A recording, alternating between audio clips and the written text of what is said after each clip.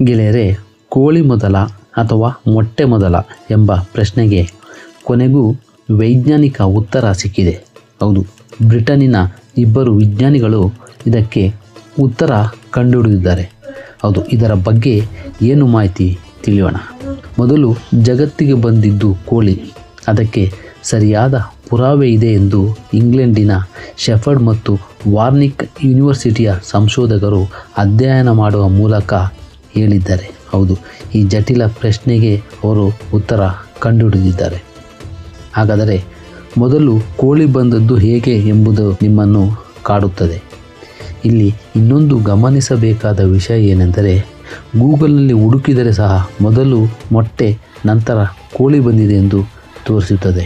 ಆದರೆ ವಾಸ್ತವಾಂಶ ಬೇರೆಯೇ ಇದೆ. ಮೊಟ್ಟೆಯ ಚಿಪ್ಪನ್ನು ತಯಾರಿಸುವುದು ಕೋಳಿ.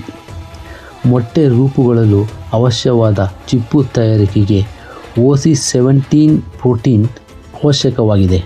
ಇದು ಕೋಳಿಯ ಗರ್ಭದಲ್ಲಿ ಮಾತ್ರ ಉತ್ಪತ್ತಿಯಾಗಿ ನಂತರ ಹೊರಕವಚದ ಉತ್ಪತ್ತಿಗೆ ಉತ್ತೇಜಕವಾಗಿ ಕೆಲಸ ಮಾಡುತ್ತದೆ. ಹಾಗಾಗಿ ಮೊಟ್ಟೆ ಹೊರಬರಬೇಕಾದರೆ ಕೋಳಿ ಬೇಕೇ ಬೇಕು. ಆದ್ದರಿಂದ ಕೋಳಿ ಬಂದ ನಂತರ ಮೊಟ್ಟೆ ಬಂದಿದ್ದು ಎಂದು ಹೇಳಿದ್ದಾರೆ. ಹಾಗಾದರೆ ಪ್ರೋಟೀನ್ ಉತ್ಪಾದಿಸುವ ಕೋಳಿ ಮೊದಲು ಭೂಮಿಗೆ ಹೇಗೆ ಬಂದಿತ್ತು? ಅದಕ್ಕೂ ಸಹ ಉತ್ತರ ಇದೆ. ಹೇಗೆಂದರೆ, ಮಂಗನಿಂದ ಮಾನವ ಅಂತ ಹೇಗೆ ಹೇಳ್ತಾರೋ ಹಾಗೆ ಮೊದಲು ಹಾವು ಮೊಟ್ಟೆಯಿಂದ ಬಾರದೆ ಒಂದು ರೀತಿಯ ಹಾವಿನ ರಚನೆಯಂತೆ ಕಾಣುವ ಸೂಕ್ಷ್ಮ ಪ್ರಜಾತಿಯಿಂದ ಹುಟ್ಟಿಕೊಂಡಿತು ಎಂದು ಹೇಳುತ್ತಾರೆ. ಅದೇ ರೀತಿ ಮೊದಲು ಕೋಳಿಯ ಪಕ್ಷಿಯ ಪ್ರಜಾತಿಗೆ ಸೇರಿದ ಒಂದು ಜೀವಿಯಿಂದ ವಿಕಸನಗೊಂಡು ಬಳಿಕ ತನ್ನ ಸಂತತಿಯ ಮೊಟ್ಟೆಯನ್ನು ಉತ್ಪತ್ತಿ ಮಾಡಿತೆಂದು ಹೇಳಲಾಗುತ್ತದೆ. ಒಟ್ಟಿನಲ್ಲಿ ಕೋಳಿ ಅಥವಾ ಮೊಟ್ಟೆಯೋ ಎಂಬುದಕ್ಕೆ ಉತ್ತರ ವೈಜ್ಞಾನಿಕವಾಗಿ ಸಿಕ್ಕಿದೆ.